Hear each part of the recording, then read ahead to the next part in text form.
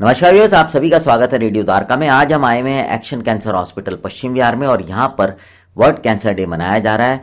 इस दौरान इस कार्यक्रम में कई ऐसे मरीज आए हुए हैं जिन्होंने कैंसर को मात दी है, उससे जीत कर आगे बढ़े हैं। आइए बात करते हैं यहाँ के डॉक्टर से और समझते हैं कि कैंसर के इलाज में क्या क्या चीज़ें बदल रही हैं, क्या क्या नई तकनीकें आ रही हैं।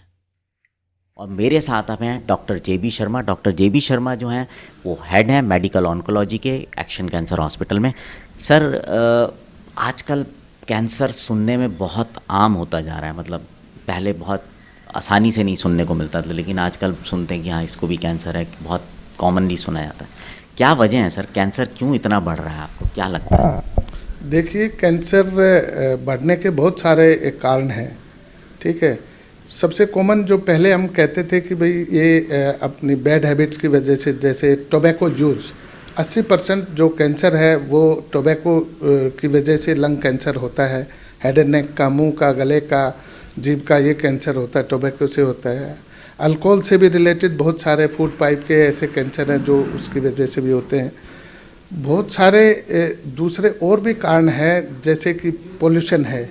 अब ये पोल्यूशन ऐसी चीज़ है कि जिसके वजह से day by day number of cases जो लंग कैंसर के वो भी बहुत ज़्यादा बढ़ते जा रहे हैं। दूसरे खाने पीने की हमारी जो डेली जो हमारी नीड्स है वो भी चेंज होती जा रही है। पहले सब लोग मिलेट्स वगैरह का यूज़ करते थे, आजकल जो है शुगरी फूड ज़्यादा यूज़ होता है, जो फैट है वो ज़्यादा यूज़ होती है, सॉल्टी ज़्यादा होती है। तो ये भी, जैसे पिज़्ज़ा, बर्गर, ये भी जो मतलब फास्ट फूड्स हैं, ये भी एक तरह से मतलब हेल्दी नहीं है, हेल्दी डाइट में नहीं कंसिडर होते, और इनकी वजह से भी केसेस ऑफ कैंसर्स हैं वो बढ़ रहे हैं। तो कुछ इन्फेक्शंस हैं, क्रोनिक इन्फेक्शंस हैं, जैसे कि HPV एक इन्फेक्शन है जिससे कि सर्वाइकल कैंसर का, जो बच्चेदानी के मुंह का कैंसर है, उसके चांसेस बहुत ज़्यादा बढ़ जाते हैं उससे होने से। तो उसके एक कारण है ये भी। तो ये बहुत सारे ऐसे कारण हैं। ओबेसिटी एक बहुत इम्पोर्टेंट रीजन है जिसकी वजह से भी नंबर ऑफ केसेस जो है वो बढ़ रहे हैं। सर, अगर मैं ये आपसे समझना चाहूँ कि टोटल जितने कैंसर होते हैं उनमें से जो प्रिवेंटेबल होते हैं, मतलब जिनको किस अपनी हम सावधानी से बचा सकते हैं, ऐसे कितने होते होंगे? फॉर एग्जाम्पल, हम प्रिवेंट कर सकते हैं हेड एंड नेक, गले के कैंसर को, लंग कैंसर को, सर्वाइकल कैंसर को। सर्वाइकल कैंसर को प्रिवेंशन के लिए एक वैक्सीन भी आया हुआ है जिसको हम यूज करें तो हम जो इन्फेक्शन, जो ह्यूमन पेपिलोमा वायरस HPV जो वायरस है, उसके इन्फेक्शन की वजह से जो केसेस बढ़ जाते हैं या सर्वाइकल कैंसर होता है, तो ये वैक्सीन बॉडी की इम्यूनिटी इतनी बढ़ा देगा कि ये इन्फेक्शन ही नहीं होने देगा ह्यूमन पेपिलोमा वायरस का। तो ये प्रिवेंटेबल कैंसर्स हैं।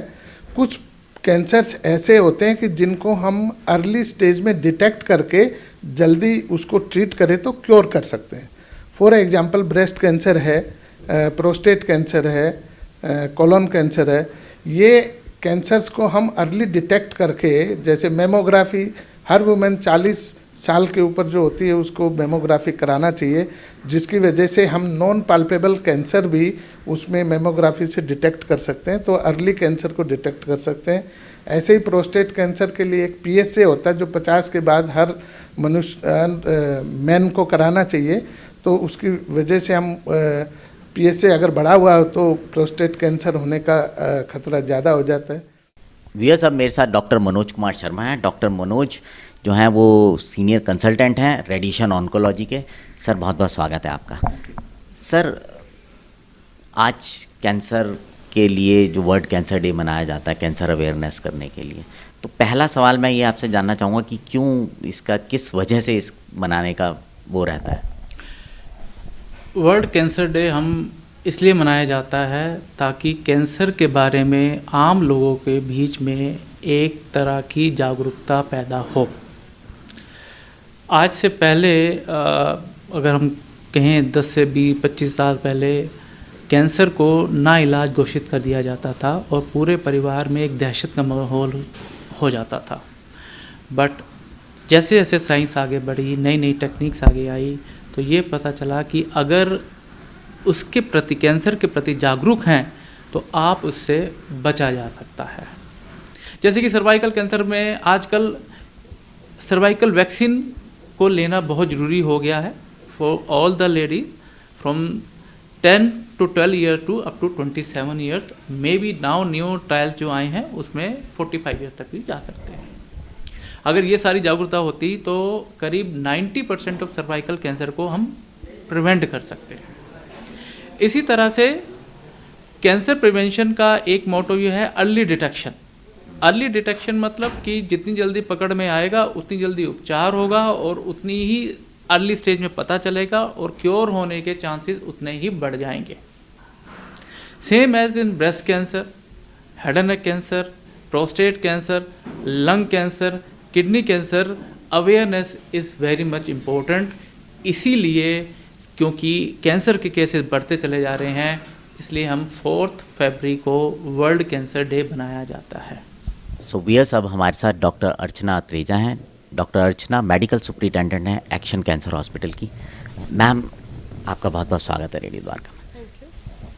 डॉक्टर अर्चना, जब कैंसर की अगर बात करें तो जब पेशेंट्स आते हैं तो वैसे ही कैंसर सुन के थोड़ा सा घबराए हुए होते हैं, और अगर मैं बात करूं इलाज के साथ साथ जो उनको सपोर्ट चाहिए होता है, तो एक्शन कैंसर हॉस्पिटल किस तरह से उस तरह की सपोर्ट प्रोवाइड करता है? सर, हमारे हॉस्पिटल का सबसे बड़ा मैं कहूँगी यूएसपी ही यही है कि हमारे यहाँ सिर्फ ट्रीटमेंट नहीं किया जाता, हम उन्हें एक एक्सटेंडेड फैमिली की तरह ट्रीट करते हैं। हम उन्हें, आपने जैसे हमारे यहाँ पे फंक्शन में भी सब पेशेंट्स का सुना होगा, हम उन्हें वो इमोशनल सपोर्ट भी प्रोवाइड करते हैं जिसकी उन्हें सबसे ज़्यादा ज़रूरत होती है। मेडिकल ट्रीटमेंट तो बेसिक है, वो तो देना ही देना है, लेकिन उसके साथ साथ वो पेशेंट्स इतने डरे हुए होते हैं कि उनकी हिम्मत बंधाना, उनका ये कॉन्फिडेंस बढ़ाना कि वो ठीक हो जाएंगे ताकि वो ट्रीटमेंट को एक्सेप्ट करें, वो भी उतना ही इम्पॉर्टेंट पार्ट होता है। तो हम लोग उसके ऊपर भी उतना ध्यान देते हैं। जब भी कोई एम्प्लॉय हमारे यहाँ ज्वाइन करता है, हम हमेशा उन्हें ये कहते हैं कि आप ज़रा ये सोच के देखें कि वो जो टेबल की उस तरफ है वो कितनी परेशानियों से गुजर रहा है। तो हम जितना उसका तकलीफ़ कम कर सकते हैं, हमें पूरी कोशिश करनी है कि हम उसको कर सकें। बात करूं कि जो ट्रीटमेंट आजकल नए नए तरीके के साइंस डेवलप करती जा रही है और ट्रीटमेंट भी आते हैं, उस अगर पैमाने पे बात करूं तो हॉस्पिटल क्या अपनी सोच रखता है और फ्यूचर के लिए क्या क्या प्लान उसके रहते हैं? सर, ऑन्कोलॉजी एक बहुत ही फास्ट इवॉल्विंग साइंस है जिसके अंदर ट्रीटमेंट्स बहुत फास्ट ग्रो कर रहे हैं, बहुत फास्ट इवॉल्व हो रहे हैं, गाइडलाइंस दिन ब दिन बदलती है।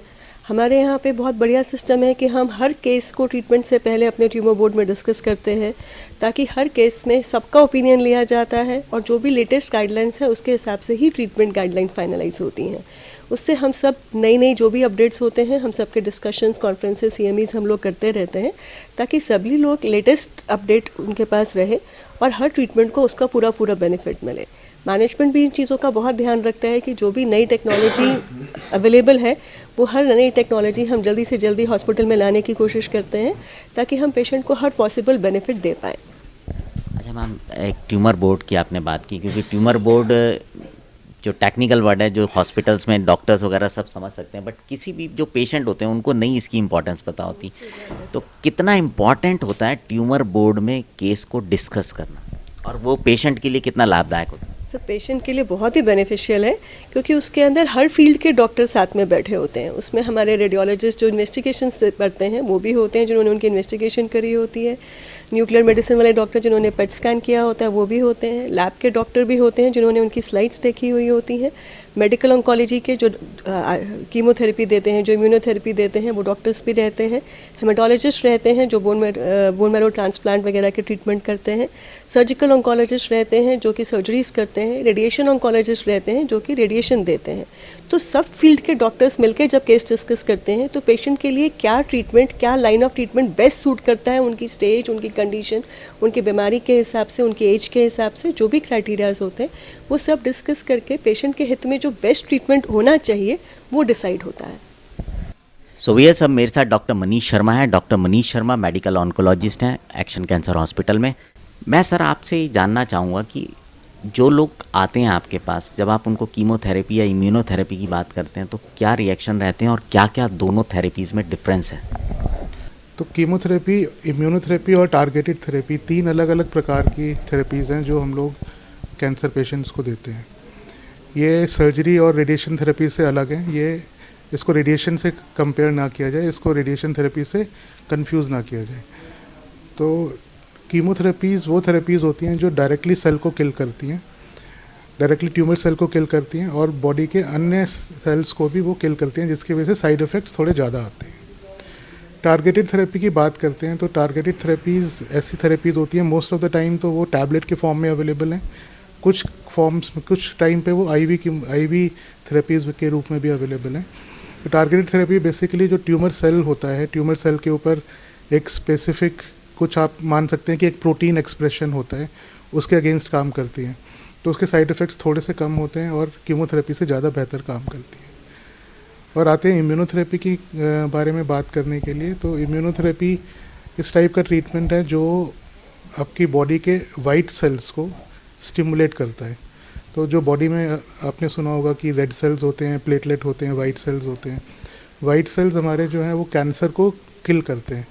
तो इम्यूनोथेरेपी इन वाइट सेल्स को स्टिमुलेट करती है, जिसकी वजह से वाइट सेल्स बढ़ के और कैंसर की किलिंग करते हैं। तो इसके अलावा एक इम्पॉर्टेंट चीज़ ये भी है, कीमोथेरेपी अभी पूरी तरीके से आउट नहीं हुई है। कीमोथेरेपी का अभी भी इम्पॉर्टेंस है हमारे ट्रीटमेंट में, लेकिन जो कीमोथेरेपी आप 20 साल पहले सुनते थे और जो कीमोथेरेपी में आज सपोर्टिव केयर की मेडिसिन अवेलेबल हैं वो बिल्कुल अलग हैं, जिसकी वजह से उतने ज़्यादा साइड इफ़ेक्ट्स कीमोथेरेपी से नहीं आते हैं जितने कि पहले आया करते थे। क्या कैंसर के ट्रीटमेंट में जेनेटिक टेस्टिंग का भी कोई रोल रहता है, और रहता है तो क्या रहता है? तो ये आपने काफ़ी अच्छा क्वेश्चन किया है, क्योंकि बहुत सारे लोगों को इसके बारे में पता नहीं होता है। तो कैंसर जो है वो दो प्रकार के होते हैं। एक स्पोरेडिक कैंसर मतलब जो एनवायरनमेंट के कारण हमें मिले, जैसे कि स्मोकिंग करने से लंग कैंसर हो गया या पान गुटखा खाने से मुंह का कैंसर हो गया, ये स्पोरेडिक कैंसर्स होते हैं। कुछ कैंसर्स ऐसे होते हैं जो कि हमारी फैमिली में रन करते हैं, मतलब मदर से बच्चे को हो गया, बच्चे से उनके बच्चे का भाई बहन को हो गया। तो ऐसे कैंसर्स के अंदर स्पेसिफिकली जैसे ब्रेस्ट कैंसर है या ओवेरियन कैंसर है या बड़ी आंतों का कैंसर है, ये 3 कैंसर इस प्रकार के कैंसर हैं जो कि फैमिली में रन कर सकते हैं। तो इन पर्टिकुलर कैंसर्स के अंदर जेनेटिक टेस्टिंग का रोल आता है, जिसके अंदर हम थोड़ा सा ब्लड लेके और पेशेंट का सैंपल टेस्ट करते हैं, ये जानने के लिए कि कोई फैमिली में ऐसा डीएनए डैमेज तो नहीं है, सेल के अंदर डीएनए डैमेज तो नहीं है जो कि बच्चों तक आ सके और उसकी वजह से कैंसर हो सके। एक दूसरे संदर्भ में भी हम जेनेटिक टेस्टिंग करते हैं, वो है ट्रीटमेंट के लिए। इसको हम लोग बोलते हैं पर्सनलाइज्ड ट्रीटमेंट। इसमें इस टेस्टिंग को उससे अलग समझा जाए कि कैंसर के सेल के ऊपर हम लोग ये टेस्ट करते हैं। तो कैंसर के सेल के ऊपर टेस्टिंग से हमें ये पता लगता है कि इस पर्टिकुलर कैंसर सेल के अंदर ऐसी कुछ परेशानी है जिसके लिए हम लोग ट्रीटमेंट यूज़ कर सकते हैं। तो इसको हम लोग पर्सनलाइज्ड ट्रीटमेंट बोलते हैं। इससे ट्रीटमेंट में सर मदद मिलती है, थोड़ा आसान हो जाता है और ज़्यादा मतलब एक्यूरेसी की तरफ जा सकता है। हाँ, जैसे कि हमने बोला कि इसको पर्सनलाइज्ड ट्रीटमेंट या फिर प्रिसीजन मेडिसिन के रूप में जाना जाता है। तो इससे ज़्यादा ट्रीटमेंट से फ़र्क पड़ता है, फ़ायदा होता है और साइड इफ़ेक्ट्स कम आते हैं। इससे हम लोग ऐसी दवाइयाँ ईजाद कर सकते हैं जो कि केवल पेशेंट को हेल्प करेंगी और दूसरे पेशेंट के लिए वो दवाइयाँ काम की नहीं रहती हैं। व्यूअर्स, अब मेरे साथ डॉक्टर कुमारदीप दत्ता चौधरी हैं। डॉक्टर कुमारदीप मेडिकल ऑन्कोलॉजी देखते हैं। सर, आजकल बहुत सारे ऐसे कैंसर्स हैं जो सिर्फ दवाइयों से जिनका ट्रीटमेंट हो सकता है, क्योर हो सकता है, या उसमें जो पेशेंट की लाइफ है उसको बढ़ाया जा सकता है। तो कितना रोल रहता है मेडिसिन्स में, कितनी चीज़ें अब बदल गई हैं? बहुत बदल चुकी हैं। मैं मेडिकल ऑन्कोलॉजी में हूँ 2004 से 3-4 से हूँ, तो ऑलमोस्ट कह सकते हैं कि 20 साल में हमने देखा है कि ड्रामेटिक चेंज आ गया है, सी चेंजेस। 20 साल में हमने इस सी ऑफ चेंजेस देखा है और डेवलपमेंट इतना रैपिड है आज के डेट में। अगर कोई 6 महीने के लिए भी, 6 महीना मैं कहता हूँ कि 3 महीने भी अगर कोई टच में नहीं रहेगा तो बैकडेटेड हो जाएगा। तो बहुत ही अपडेटेड रहने की ज़रूरत है। बहुत ज़्यादा रिसर्च हो रहा है, बहुत ज़्यादा नए दवाई आए हैं। मेटास्टेटिक डिजीज़ के ऐसे भी पेशेंट हैं जो 98 में डायग्नोस्ड हुए थे, आज 23-24 चल रहा है, 25 साल से ज़्यादा हो गए जो चौथी स्टेज की बीमारी। लेकिन तो जो हम कहते थे कि ये एक डेथ सेंटेंस है, कि हमने कैंसर का नाम ले लिया और ये एकदम डेथ सेंटेंस है, आज के डेट पे नहीं है ऐसा। बहुत बहुत धन्यवाद सर जानकारी देने के लिए। एंड उम्मीद करते हैं ये जो साइंस है ये और प्रगति करती रहेगी और इलाज और बेहतर होते रहेंगे। बहुत बहुत धन्यवाद सर। Thank you.